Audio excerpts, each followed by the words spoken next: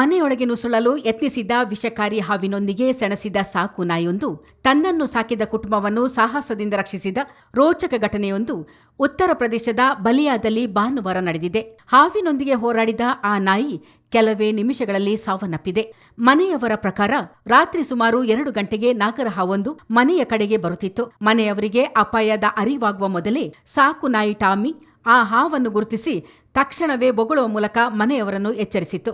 ನಿಧಾನವಾಗಿ ಮನೆಯತ್ತ ಬರುತ್ತಲೇ ಇದ್ದ ಹಾವನ್ನು ಗಮನಿಸಿದ ಟಾಮಿ ಅದನ್ನು ಎದುರಿಸಿ ಮನೆಯೊಳಗೆ ಬರದಂತೆ ತಡೆಯಿತು.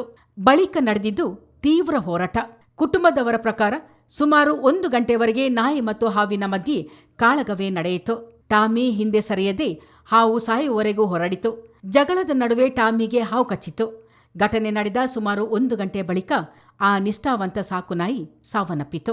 ಆ ಕುಟುಂಬಕ್ಕೆ ಟಾಮಿ ಕೇವಲ ಮನೆ ಕಾಯುವ ನಾಯಿ ಆಗಿರಲಿಲ್ಲ. ಕಳೆದ 9 ವರ್ಷಗಳಿಂದ ಅದು ತಮ್ಮ ಜೀವನದ ಅವಿಭಾಜ್ಯ ಅಂಗವಾಗಿತ್ತು ಎಂದು ಕುಟುಂಬದವರು ಹೇಳುತ್ತಾರೆ.